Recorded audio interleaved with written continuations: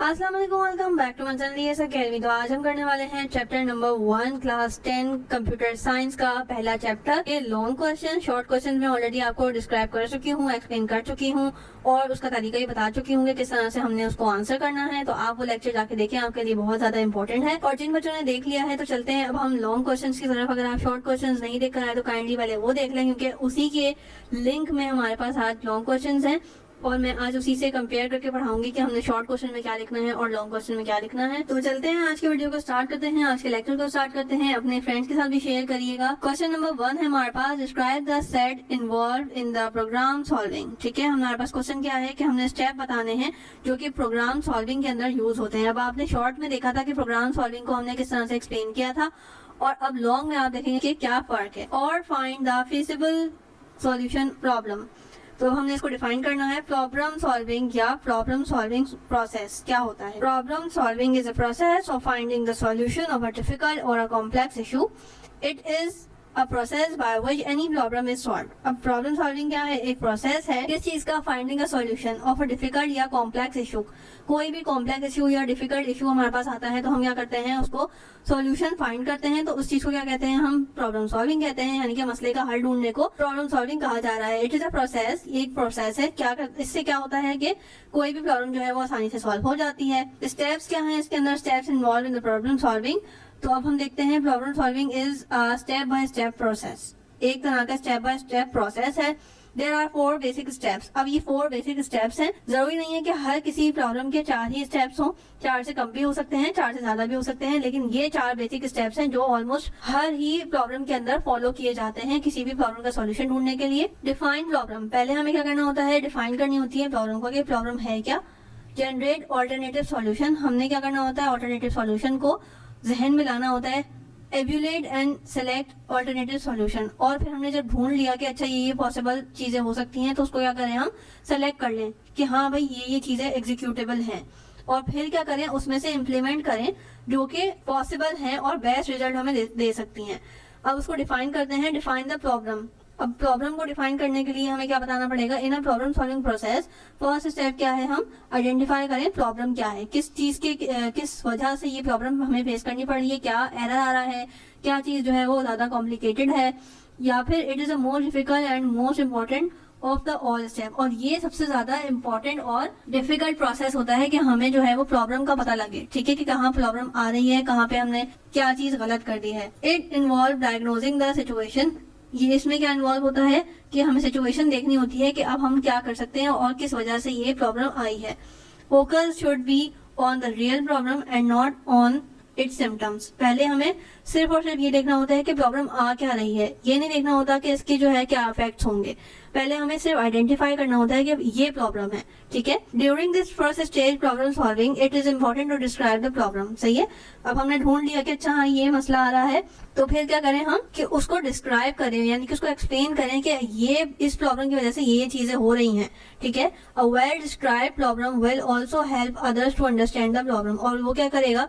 अगर हमने प्रॉब्लम को ढूंढ लिया है तो अब हम उसको जब डिस्क्राइब करेंगे कि ये प्रॉब्लम आ रही है, यानी कि ये मसला आ रहा है। फॉर एग्जाम्पल अगर हम कोई कार की एग्जाम्पल ले लें तो उसके अंदर हमें ढूंढना पड़ेगा कि इसके अंदर मसला क्या आ रहा है सबसे बड़ा, ठीक है। अगर इंजन में खराबी है तो हमें वो देखना पड़ेगा, अगर हॉर्न नहीं बज रहा तो उसको वो देखना पड़ेगा। सारी चीजें हमने देखनी होंगी कि ये प्रॉब्लम है क्या, देन प्रॉब्लम आ किस वजह से रही है, ठीक है, जो कि हमें दूसरों के लिए भी हेल्प करने में आसानी होगी, दूसरों को समझने में आसानी होगी। जनरेट ऑल्टरनेटिव सॉल्यूशन, उसके बाद क्या करें? अगर हमने फॉर एग्जाम्पल ढूंढ लिया है इस गाड़ी के अंदर जो है इंजन का मसला है फॉर एग्जाम्पल, तो अब हम क्या करें? ऑल्टरनेटिव सॉल्यूशन ढूंढे कि अच्छा अगर इंजन खराब है तो इसके ऑल्टरनेटिव सॉल्यूशन क्या हो सकते हैं, कि इंजन को हमें चेंज करना पड़ेगा या फिर यही इंजन को सही करना पड़ेगा। अगर हम यही इंजन सही करते हैं तो क्या हमारे पास जो है सिचुएशंस हैं, और अगर हम इसको चेंज करते हैं तो क्या सिचुएशन बनेगी, ठीक है। सारी चीजें जो है वो अकॉर्डिंग टू डिमांड होती हैं, प्रॉब्लम होती हैं। There might have more than one alternative solution. और जैसे कि मैंने आपको एक प्रॉब्लम को बताया कि अगर आपका इंजन खराब है गाड़ी का,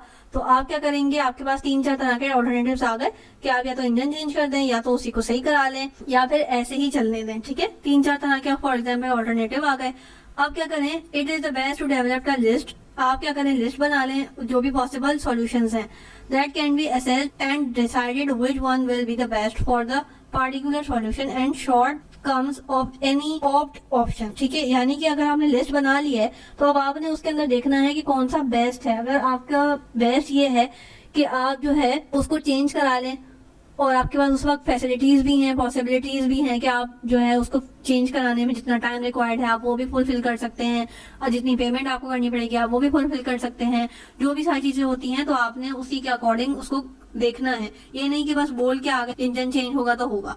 आपने पॉसिबिलिटीज देखनी है कि मैं इस चीज के लिए रेडी हूँ, चाहे वो फाइनेंशियली हो, मेंटली हो, सारी चीजें आपने देखनी होती हैं कि ये क्या मैं जो ये स्टेप ले रहा हूँ ये मेरी गाड़ी के लिए भी अच्छा है, मेरे लिए भी अच्छा है। या समटाइम्स ये होता है कि अगर आप गाड़ी का इंजन चेंज कराएं तो और ज्यादा प्रॉब्लम्स फेस करनी पड़ जाए आपको, तो आपको हर चीज के लिए देखना होता है, पहले से सोचना होता है। तो यही बात कर रहे हैं कि लिस्ट बनाने के बाद best of the best solution आपने ढूंढना होता है, और ग्रुप थीम करें या फिर टीम यानी कि किसी भी एक्सपर्ट से मशवरा लें ऑब्वियसली, ताकि आप जो है वो और ज्यादा अच्छे से काम कर सकें। उसके बाद क्या आ गया, evaluate and select the alternative solution. अब हमारे पास क्या करना चाहिए, हमें मैनी ऑल्टरनेटिव सॉल्यूशन, हमारे पास जो है वो ऑल्टरनेटिव सॉल्यूशन आ गया, हमने लिस्ट बना ली, बेस्ट सॉल्यूशन भी हमने ढूंढ लिया, दैट हैज मैक्सिमम बेनिफिट्स, उसके मैक्सिमम बेनिफिट्स होने चाहिए और लोएस्ट पॉसिबल फेलियर्स होने चाहिए, ठीक है। यानी कि उसके नुकसान या तो हो ही ना या फिर कम हो। Every alternative therefore requires through analyze and critical evaluation of the situation passing on the implementation of the stage। तो आपने सारी चीजें देखनी होती हैं कि क्या चीज कैसे पॉसिबल है और क्या चीज जो है वो नुकसानदेह हो सकती है। If we just focus on the trying to get the result we want, अगर हम सिर्फ ये फोकस करेंगे कि हमें ये रिजल्ट चाहिए यानी कि मुझे मेरी गाड़ी ओके चाहिए, we can miss the chance of learning something new. हम जो है वो हो सकता है कि हम कुछ मिस कर दें, या जिस चीज के लिए अगर हम फॉर एग्जाम्पल हम गाड़ी से ही कराना चाहते हैं और समटाइम्स ये होता है कि आपको उसकी बहुत बड़ी पेमेंट भी पे करनी पड़ जाती है, तो आप उस चीज के लिए रेडी हैं या नहीं, ठीक है। Is required for the real improvement in the problem solving, ठीक है। ये सारी चीजें आपको देखनी होती हैं कि आप जो है इसके लिए तैयार हैं या नहीं है। अब आ गया नंबर 4 पे इम्प्लीमेंट एंड फॉलो। अब हम इम्प्लीमेंट करने जा रहे हैं तो क्या होना चाहिए, प्लान होना चाहिए बेस्ट सॉल्यूशन का। So include planning on what happen the next if something goes wrong with the solution, और हमारे दिमाग में उसके डूज और डोंट्स भी होने चाहिए कि अगर ये चीज एग्जैक्टली वैसे ना हुई जैसा कि हमने सोचा है तो उसके क्या आउटकम्स हो सकते हैं। If it does not work out, अगर ये काम नहीं करा the way it was required, तो फिर क्या होगा, after a strategy has been selected, हमें स्ट्रेटेजी जो है वो ढूंढनी पड़ेगी, हमें सारी चीजें पता होनी चाहिए। The next important phase is to implement the plan and make sure it will be executed on time. सबसे बड़ा मसला इस दुनिया में टाइम का है, तो आपको ये भी देखना है कि टाइम पे इम्प्लीमेंट हो रही है या नहीं, ठीक है। For this purpose periodic follow up of the progress is necessary to access the performance and check the deviation. हर चीज को आपने चेक बैलेंस रख के सारी चीजें करनी है कि क्या चीज जरूरी है क्या चीज नहीं है और उसकी परफॉर्मेंस किस तरह से हो रही है, ठीक है। Sometimes due to the special circumstances, जैसे अब अगर आप नेचुरल चीजें ले लें तो कहीं ज़लज़ला आ सकता है, कहीं पे बारिश हो सकती है, तो ऑब्वियसली आपके काम में डिले आएगा, तो आपको उस चीज का मार्जिन भी रखना होगा, ठीक है। Some modifications and adjustments are also implemented in the plan, और आपको वो मॉडिफिकेशन या इम्प्लीमेंटेशन एट द टाइम करनी होंगी, ठीक है। तो आपको उस सारी चीजों के लिए भी तैयार रहना है। The problem solver should be considered about the possible impacts of the solution. जो भी प्रॉब्लम सॉल्व कर रहा है उसको कंसीडर करना होता है जो भी इम्पैक्ट्स होंगे सॉल्यूशन के। For example this solution will solve the current problem without creating new ones. जैसे अब हमने बेस्ट सॉल्यूशन ढूंढ लिया कि हाँ भाई ये प्रॉब्लम जो है वो इस वजह से हो रही है, और इसको सॉल्व करने के लिए बेस्ट ऑफ द बेस्ट क्या है कि जी इंजन चेंज कर दिया जाए, और हमें मेक श्योर ये करना है जो भी प्रॉब्लम सॉल्व कर रहा है मैकेनिक हो गया जिस तरह से, तो वो उसको क्या चाहिए कि उसको मेक श्योर करना है कि जब हम इंजन चेंज करें तो कोई और चीज डैमेज ना हो, ठीक है। और the solution is acceptable bye anyone involve in the situation, और जो मतलब कार ओनर है वो इस चीज के लिए राजी भी हो दिल से कि हाँ जी मुझे चेंज करवाना है, ठीक है, सिर्फ वो आपके कहने पे ना कर रहा हो। The solution is with in the budget. सबसे बड़ी बात यही आ गई कि बजट भी हो उसका, यानी कि वो पेमेंट करने के काबिल भी हो बेचारा, and achievable with in a given time, और जो टाइम उसको रिक्वायर्ड है मैकेनिक को वो भी मतलब दे सके, और जो कार ओनर है उसको भी ज्यादा जल्दी ना हो, जो रिक्वायर्ड टाइम है वो दोनों तरफ से ओके होगी बात, तभी काम हो सकता है। तो ये सारी चीजें जो है वो इस तरह से इम्प्लीमेंट होती हैं। ये आ गया आपके पास एक तरह का प्रॉब्लम सॉल्विंग मॉडल, जिसमें हम सबसे पहले क्या करते हैं, डिफाइन करते हैं प्रॉब्लम को, जनरेट करते हैं ऑल्टरनेटिव्स, देन हम क्या करते हैं, चूज अ सॉल्यूशन, और फिर उसको इम्प्लीमेंट करते हैं, और ये साइकिल जो है वो इसी तरह से चलता रहता है। नेक्स्ट हमारे पास है what are the advantages of developing algorithm. Algorithm के बारे में हमने शॉर्ट में अच्छे से पढ़ा था, अब हम देखते हैं कि एडवांटेजेस क्या हैं एल्गोरिथम के, ठीक है।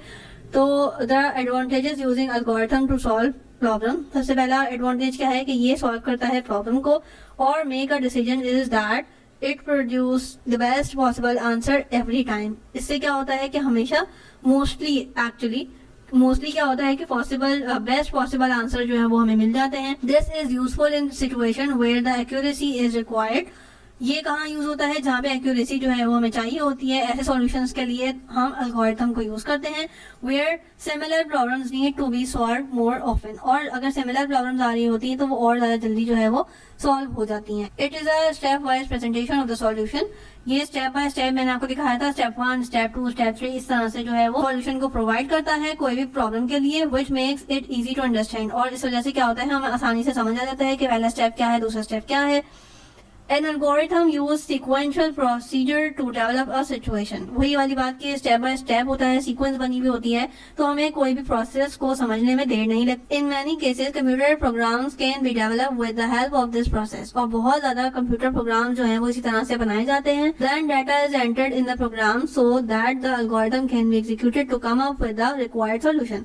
तो हम क्या करते हैं, जैसे हमने ऐड 2 वैल्यूज या मल्टीप्लाई 2 वैल्यूज का हमने एक एल्गोरिथम बनाया था, तो कितना ज्यादा आसान था और इतनी जल्दी ही हमें आउटपुट भी मिल रहा था। तो यही वाली बात आ गई कि इसकी वजह से क्या होता है कि प्रोग्राम बनाए जाते हैं, प्रोग्राम में डाटा एंटर किया जाता है और उनको एग्जीक्यूट किया जाता है अपने रिक्वायर्ड सॉल्यूशंस के लिए।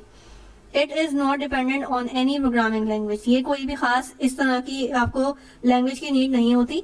So it is easy to understand for any one even without programming knowledge. अभी आप बहुत ज्यादा बिगनर हैं तो आपको भी वो स्टेप समझ आ रहे थे जो मैंने आपको बताए थे। तो इसी तरह के एल्गोरिथम्स होते हैं कि उसके अंदर नॉर्मल इंग्लिश लैंग्वेज टाइप की जो लैंग्वेज होती है, जो हमें कॉमन इंसान को समझ आ जाए, उस तरह की जो है वर्डिंग यूज की जाती है। उसी तरह के वर्ड जो है वो सीक्वेंस में लिखे जाते हैं कि आपको पढ़ने वाले को भी समझ आ जाए और कंप्यूटर को भी। Every step is algorithm has its own logic sequence, और हर स्टेप जो है वो एक तरह से लॉजिक सीक्वेंस होती है कंप्यूटर के लिए। So it is easy to debug any logical error in program. और अगर कहीं पे हमने जैसे हमारा कोई एरर आ रहा है और हमारा जो प्रोग्राम है वो एग्जीक्यूट नहीं हो रहा, तो हम इजीली देख सकते हैं कि हमारे पास कहाँ मिस्टेक आई है। फॉर एग्जांपल, हमारा जो प्रोग्राम है हमने उसको रन किया यानी कि चलाया, एग्जीक्यूट किया एल्गोरिथम को, तो वो हमसे जो है 2 वैल्यूज अगर हमने ऐड करानी है तो वो हमसे एक ही की वैल्यू पूछ रहा है, यानी कि n1 की वैल्यू पूछ रहा है, n2 की वैल्यू नहीं पूछ रहा। तो हम अपना एल्गोरिथम देखेंगे और हमें इजीली समझ आ जाएगा कि कहाँ पे हमारे पास मिस्टेक हुई है। ठीक है, by using algorithm this problem is broken down into smaller pieces. और इसको हम स्टेप बाय स्टेप जो है वो यानी कि टुकड़ों में बांट सकते हैं, छोटे छोटे पीसेस में, इस तरह से कि हम स्टेप को और ज्यादा डिवाइड करते हैं। स्टेप 8 फॉर एग्जांपल अगर है तो हम उसको स्टेप 8 का A-B-C पार्ट बना के और ज्यादा उसको स्मॉल चीजों में डिवाइड कर सकते हैं। It is easier for a programmer to convert it. बहुत ज्यादा आसान होता है प्रोग्रामर के लिए इसको कन्वर्ट करना into a actual program code. और एक्चुअल प्रोग्राम कोड भी हमने देखा था, तो उसको बहुत ज्यादा इजी होता है अंडरस्टैंड करने के लिए। नेक्स्ट है हमारे पास list any 3 advantages of designing a flow chart. Flow chart हमने देखा था किस तरह का होता है और फिर हमने उसके बारे में डिटेल से पढ़ा भी था कि कौन सा बॉक्स कहाँ यूज होता है, किस चीज के लिए यूज होता है। तो आज हम उसको देखेंगे कि एडवांटेजेस क्या है, importance of flow chart for solving a problem. Flow chart helps to communicating in a logical programs to all others and make it easy to understand. Flow chart से भी क्या होता है कि बहुत ही आसानी से चीजें समझ आ जाती हैं क्योंकि वो एरो से लिंक्ड होता है। It is useful program document that is needed for various purpose like to know about the program quickly और मॉडिफाई द प्रोग्राम लॉजिक। ये एक तरह का प्रोग्राम डॉक्यूमेंट होता है जिसके अंदर प्रोग्राम लिखा हुआ होता है, यानी कि और वेरियस पर्पस यानी कि अलग अलग पर्पस के लिए जो है वो फ्लो चार्ट यूज हो रहा होता है। और हमें देखते ही उसके जो है इजीली समझ आ जाता है कि हाँ ये प्रोग्राम इसलिए बनाया गया है और इसके आउटकम्स क्या होंगे। The flow chart act as a guide, एक तरह की गाइड हो जाती है कि इसके बाद ये करना है, इसके बाद ये करना है, स्टेप बाय स्टेप जो है जैसे एल्गोरिथम में लिखा हुआ होता है, इसी तरह से फ्लो चार्ट में एरो की इंडिकेशन हो रही होती है कि अब हमने क्या करना है। Blueprint during the coding program, ठीक है, the system analyze and program development phases. Main use of flow chart is to visualize operation and sequence of the steps of the to perform. ये हमें बहुत आसानी से समझ आ गया ऑब्वियसली कि हमारे पास फ्लो चार्ट जो है वो एक विजुअल रिप्रेजेंटेशन होती है कि अब क्या करना है, अब क्या करना है, जो कि हमें अंडरस्टैंड करने में भी बहुत आसान होता है। It illustrate the logic to solve a problem. ये क्या करती है, इलिस्ट्रेट करती है लॉजिक किसी भी प्रॉब्लम को सॉल्व करने के लिए before writing the full computer program. कोई भी प्रोग्राम लिखने से पहले हम इजीली अगर फ्लो चार्ट बनाएं तो वो बहुत ज़्यादा आसान हो जाता है, हमारा 50% काम हो जाता है, क्योंकि हमें उसकी लॉजिक पता होती है कि हमने प्रोग्राम किस तरह से बनाना है। It shows all the step visually. क्या करता है कि ग्राफ यानी कि हमने देखा था कि बॉक्सेस के अंदर जो है वो कमांड लिखी हुई होती है ऑलरेडी, और हमें समझ आ रहा होता है कि अब इसके बाद क्या होगा, इसके बाद क्या होगा, इसके बाद क्या होगा। तो सारी चीज़ें हमारे पास कनेक्ट हुई होती है ग्राफिकली और complex problem which is easy to understand in one look. वही वाली बात कि कितना ही बड़ा प्रोग्राम हमें बनाना हो, किसी भी प्रॉब्लम को सॉल्व करने के लिए हम इजीली अगर फ्लो चार्ट की मदद से उसको स्टेप बाय स्टेप लिख लेंगे तो हमें बहुत ही एक वन लुक के अंदर हमें समझ आ जाएगा कि अब हमने किस तरह से प्रोग्राम को जनरेट करना है। And also help to describe the program flow chart to others, और ना सिर्फ प्रोग्रामर को बल्कि सामने वाले किसी भी मतलब अगर कोई बंदा प्रोग्रामर नहीं है उसको भी समझ आ जाएगा। It also help programmers when we modify और एक्सटेंड प्रोग्राम। ठीक है, कोई भी चीज मॉडिफाई करनी है तब भी हम उसके अंदर जो है आराम से चेंजेस कर सकते हैं। Flow chart explain the concept using simple short diagram. Flow chart क्या करता है, सिंपल शॉर्ट डायग्राम्स की वजह से हमें आसान कर देता है चीजों को समझने के लिए, था सेव द टाइम्स, और इसी वजह से टाइम जो है वो सेव हो जाता है, क्योंकि छोटे छोटे बॉक्सेस के अंदर कमांड लिखी हुई होती है, हमें बहुत ज्यादा डिटेल में लंबी लंबी लाइनें लंबे लंबे पैराग्राफ्स नहीं पढ़ने पड़ते, और 1 से 2 लाइन में हमें कमांड समझ आ जाती है। It is easy to convert the flow chart into any programming language code as it does not use any specific programming language concept. और जब हमारे पास कोई भी बड़ा से बड़ा प्रोग्राम हो, हमने फ्लो चार्ट बना दिया, सबसे पहले तो हम उस फ्लो चार्ट को इजीली कन्वर्ट कर सकते हैं अपने प्रोग्राम कोड के अंदर, और कोई भी स्पेसिफिक प्रोग्रामिंग लैंग्वेज के अंदर नीड नहीं होती। हम किसी भी जबान में, चाहे मोस्टली इंग्लिश में ही हो रहा होता है, तो आप इंग्लिश के अंदर इजी इंग्लिश में भी लिखेंगे तो आपको समझ आ जाएगा। तो इसका ये एडवांटेजेस है। अब यहाँ पे मैंने ये मेंशन इसलिए कर दिया क्योंकि अगर आपके पास क्वेश्चन के अंदर आए कि अगर आपने सिर्फ 3 एडवांटेजेस लिखने हैं तो आपने 3 ही मेंशन करने हैं, मैक्सिमम आप 4 कर दीजिएगा। मैंने यहाँ पे 9 इसलिए बताया है कि जो भी आपको ईजी लगे आप वो याद कर लें। नेक्स्ट हमारे पास है what is the difference between the tree and the graph data structure. आपने लास्ट लेक्चर में देखा था कि डाटा ग्राफ स्ट्रक्चर क्या होता है, ट्री स्ट्रक्चर क्या होता है, तो अब हमने उसका डिफरेंस बताने हैं। मैंने पहले ही कहा था कि लेक्चर 1 आपके लिए मोस्ट इंपॉर्टेंट है, आपने पहले वो देखना है, देन आपने ये वाला लेक्चर देखना है। तो ट्री स्ट्रक्चर क्या है? ट्री स्ट्रक्चर जो है वो tree structure are the hierarchical non linear collection of data.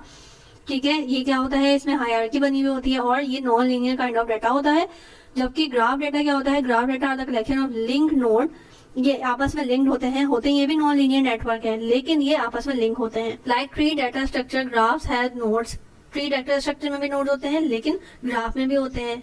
It that is the vertex where the data is stored, और जहाँ डाटा स्टोर होता है उसको क्या कहा जाता है, वर्टेक्स कहा जाता है। and the connection between nodes that is the edge which carry the relation between the nodes, ये हमने पिक्चर्स में देखा था। अगर आप लास्ट लेक्चर देखेंगे तो आपको और अच्छे से समझ आएगा कि हम किस चीज की बात कर रहे हैं, क्या वर्टेक्स होता है और क्या एज होता है, तो आपको ये डिफरेंस समझ आएगा। A good example of hierarchical data is the family tree, जो हमने लास्ट एग्जांपल में देखा था लास्ट लेक्चर में, where which the level of the depth would represent the hierarchy such as the grandparent and the parent, और हमने देखा था कि height of the tree भी हम easily find कर सकते हैं। ग्राफ में क्या होता है, a good example of a network graph is a road within the city। Graph की अगर एग्जांपल लेंगे तो आप ले लें कि एक कोई भी नेटवर्क जो कि रोड्स का है, यानी कि जो भी रोड जो है लिंक हो रही है आपके शहर के अंदर, तो आप उसको एग्जाम्पल ले सकते हैं ग्राफ की, कि ग्राफ लीनियर डाटा स्ट्रक्चर किस तरह से होगा। आप उसको इजीली फाइंड कर सकते हैं कि आपकी जो मेन रोड्स हैं उस पर कितना ट्रैफिक जा सकता है, कितना ट्रैफिक डेली का होता है और कितना जो है हम डाइवर्ट करते हैं। तो ये सारी चीजें आप इजीली देख सकते हो ग्राफ की मदद से। The first node of the tree is the root, ये हमने देखा था, सबसे पहला पॉइंट ही हमने ये पढ़ा था। Everything else follows the hierarchical nodes, ठीक है, और बाकी जो सारी चीजें होती हैं फिर वो पेरेंट्स एंड ग्रैंड पेरेंट्स और सिबलिंग्स वगैरह आ जाते हैं। Graph data structure do not have the roots nodes, graph data का जो स्ट्रक्चर देखा था हमने तो उसमें कोई खास स्पेसिफिक रूट नोड नहीं थी।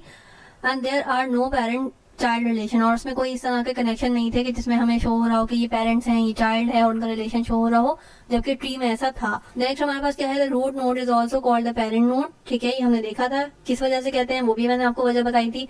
And all the other nodes connected it are called child node, ठीक है, ये हमने अच्छे से डिस्कस किया था इसलिए मैं यहाँ पे एक्सप्लेन नहीं कर रही। Graph data structure therefore is a structure that contains number 1 finite data structure, finite set of nodes, यानी कि मैंने आपको बताया था कि एक लिमिट होती है जिसमें आप डाटा को स्टोर कर सकते हैं, और एक फाइनाइट सेट ऑफ एज होता है, ठीक है, ये बात मैंने आपको अच्छे से बताई थी। A tree is thus a collection of linked nodes starting from the parents where each node is data stored with the value of the reference to the child nodes, यही वाली बात कि आपस में कनेक्ट हुए भी होते हैं चाइल्ड से, आपके पेरेंट्स, एंड पेरेंट्स से फिर आपके सिबलिंग्स भी कनेक्ट हुए होते हैं। सिबलिंग्स किससे कनेक्ट हुए हुए होते हैं? पेरेंट सेल से। पेरेंट जो है वो ग्रैंड पेरेंट्स हैं, ग्रैंड पेरेंट जो है वो और ज्यादा यानी कि आपके जो एंसेस्टर्स हैं उससे कनेक्ट हुए हुए होते हैं। तो ये हमने अच्छे डिटेल में देखा था। A vertex is a graph can be connected to any number of the other vertex using edge. Vertex और एज के बारे में हमने पढ़ा था कि जहाँ पे डाटा स्टोर हो रहा होता है और जहाँ से कनेक्ट हो रहा होता है, ये वर्टेक्स और एज के बारे में। And edge can be bidirected and unidirected. हमने देखा था कि बाय डायरेक्टेड और यूनिडायरेक्टेड के क्या मतलब है। बाय डायरेक्टेड का मतलब ये होता है कि एक तरफ से यानी कि आना जाना, और अनडायरेक्टेड का मतलब ये होता है कि उसमें कोई चीज डिफाइन नहीं होती, यहाँ से कनेक्ट हो सकता है, वहां से भी कनेक्ट हो सकता है, दो दो तीन तीन जगहों से वो आपस में कनेक्ट हो रहा होता है। इसकी पिक्चर जो है हमने लास्ट लेक्चर में अच्छे से देखी भी थी। Leaves are the last nodes without children. Leaves जो है वो लास्ट होते हैं जो कि चिल्ड्रंस के बगैर होते हैं। हमने देखा था जहाँ पे लिखा हुआ भी था बाकायदा लीव नोड्स, तो उसका मतलब ये होता है कि वो आगे कनेक्ट नहीं हो रहे होते, ठीक है, वहां पे आके स्टॉप हो जाता है data. Graphs are more complicated such as it can have a loops and self loops. Graphs में जो है वो नोड्स नहीं होते लेकिन लूप्स होते हैं, ठीक है, जो कि बार बार दोहरा रहे होते हैं आपस में एक दूसरे को। तो हमने देखा था ए बी से हो रहा है, बी सी से हो रहा है और सी वापस ए से हो रहा है, तो एक तरह का ये लूप बन जाता है। ये हमारे पास एग्जाम्पल आ गए। एग्जाम्पल में आप जो है वो डिफरेंस के अंदर आप एग्जाम्पल्स भी लिख सकते हैं पॉइंट बना के।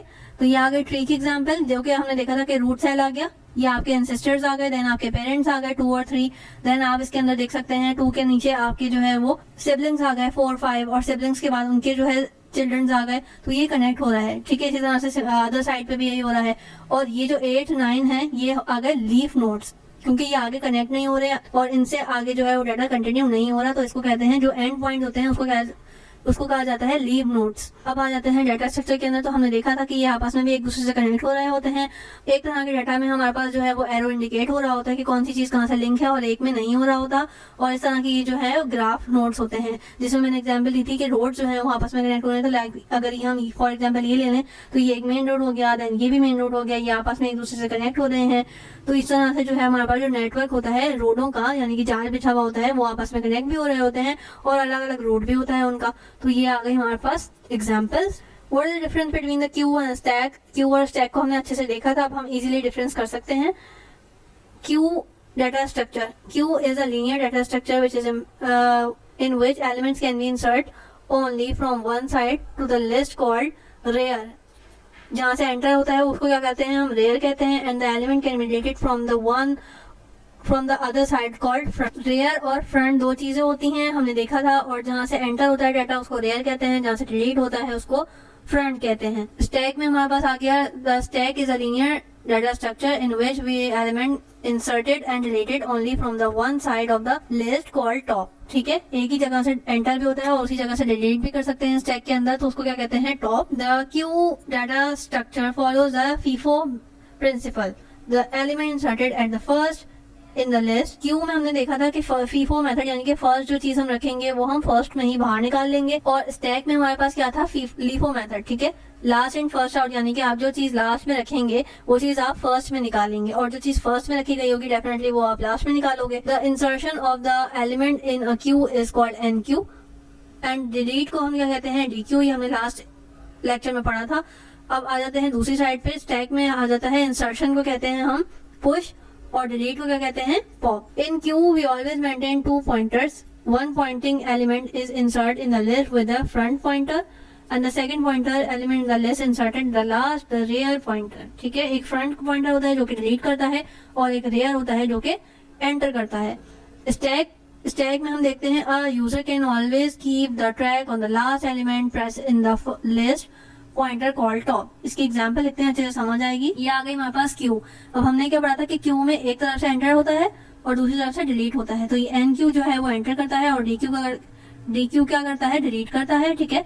तो अब यहाँ पे फर्स्ट जो है जो चीज फर्स्ट में डाली है वो फर्स्ट में ही निकलेगी, ठीक है, और जो लास्ट में डालेंगे वो लास्ट में निकलेगी, ठीक है। एक तरह का विंड पाइप कह लें आप, या कोई भी पाइप कह लें, जो चीज फर्स्ट जाएगी वो फर्स्ट पहले ही बाहर आएगी, ठीक है। स्लाइड कह लें कि जो बच्चा पहले स्लाइड पर बैठेगा वो पहले ही स्लिप होकर नीचे आएगा। अब स्टैक में आ जाते हैं। स्टैक में मैंने आपको बताया था कि एक सिलेंड्रिकल शेप ले लें, उसके अंदर आप चीजें भरना शुरू कर दें। तो इसमें हमारे पास होता है पुश और पॉप। तो आपने चीजें भर दी और ये पूरी जो जगह है वो फुल हो गई। तो जो चीज आपने लास्ट में रखी है, फॉर एग्जाम्पल आपने कोई टॉय कार लास्ट में रखी है, तो आप सबसे पहले उसी को बाहर निकालेंगे। That's why it called LIFO method. Last in, सबसे आखिर में रखी और फर्स्ट आउट यानी कि सबसे पहले निकाल ली। ठीक है। What is the need of index in array? बहुत इंपॉर्टेंट क्वेश्चन है कि क्या जरूरत होती है हमें इंडेक्स की इन एरे में। एरे क्या होता है ये मैंने अच्छे से समझा दिया था लास्ट लेक्चर में ही। An array is a container element values. अब हमारे पास जो एरे है उसके अंदर एलिमेंट होते हैं यानी कि वैल्यूज होती हैं। Elements are stored at the memory adjacent location.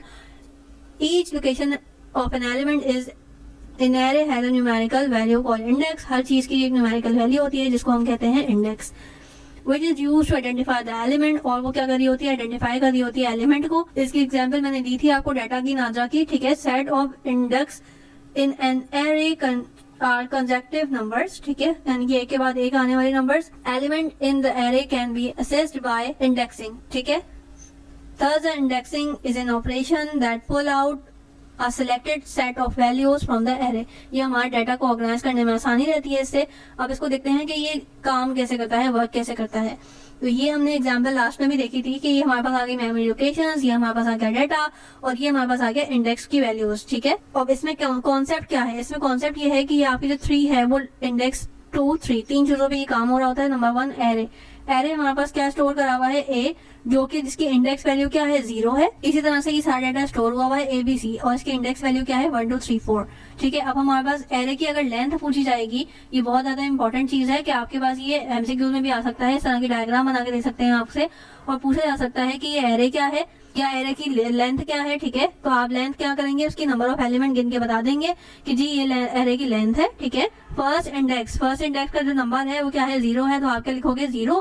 और लास्ट इंडेक्स का क्या नंबर है? 3, तो आप 3 लिखोगे। ठीक है। और अगर आपसे पूछा जाए कि आपका लाइक इंडेक्स का नंबर दे दिया जाए 2, तो आपसे पूछा जाए कि उसकी वैल्यू क्या है, तो वो क्या है? C। ठीक है। नंबर 2 में क्या स्टोर हुआ है? C। अब क्वेश्चन नंबर 7 में चलते हैं। With the help of sketch define. अब वो बोल रहा है पुश बताओ, पॉप बताओ, ओवरफ्लो बताओ और NQ और DQ बताओ। जो चीजें हमने ऑलरेडी पढ़ी हैं, अब उसको डिटेल में डिफाइन करना है। तो चलते हैं बाय डेफिनेशंस देखते हैं कि पुश की डेफिनेशन क्या है। तो पुश को हमने पढ़ा था, किस लिए यूज होता है? इंसर्शन ऑफ एलिमेंट्स के लिए यूज होता है, इसलिए हम उसको पुश ऑपरेशन कहते हैं।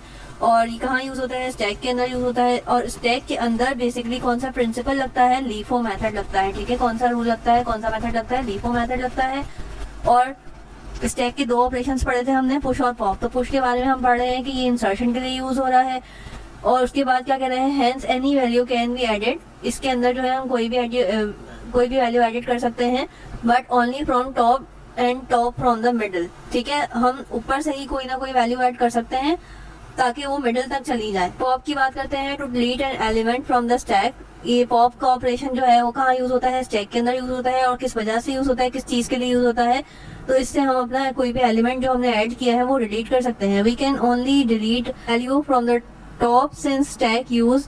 अब हमें पता है कि स्टैक जो है वो लीफो मेथड जो है वो यूज करता है, यानी कि लास्ट इन फर्स्ट आउट। जो चीज हमने लास्ट इन करी है हम वही सबसे पहले आउट कर सकते हैं, उसमें से निकाल सकते हैं। ठीक है। तो उसको डिलीट करने के लिए हम क्या यूज करेंगे? Pop operation. ठीक है। उसके बाद आते हैं ओवरफ्लो। ओवरफ्लो क्या है? When the stack is completely full we can not add any more data values. इस चीज को हम क्या कहते हैं? स्टैक जो है वो ओवरफ्लो स्टेट पे आ गया है। ठीक है। क्योंकि इसके अंदर और ज्यादा वैल्यू जो है वो ऐड नहीं हो सकती।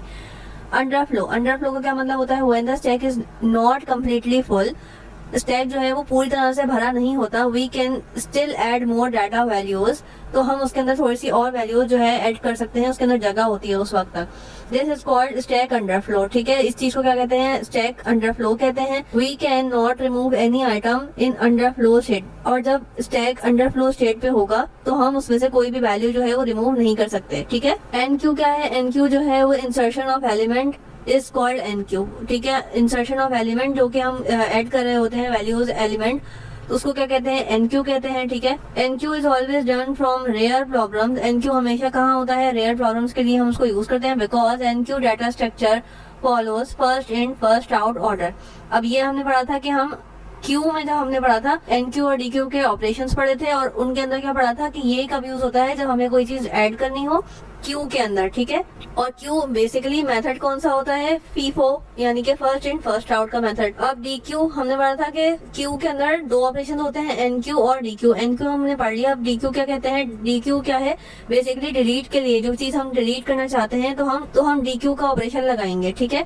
D Q is always done from the front pointer. D Q हमेशा कहाँ से होगा, फ्रंट पॉइंटर से होगा, because Q data structure follows FIFO order. ये क्यों होता है, मैंने इसकी पिक्चर्स वगैरह भी दिखाई थी आपको, ताकि आपको डिफरेंस समझ आए कि कहाँ से हम जो है डाटा एंटर करते हैं और कहाँ से हम डिलीट करते हैं, ठीक है। सो आई होप कि आपको ये वीडियो हेल्पफुल रही होगी।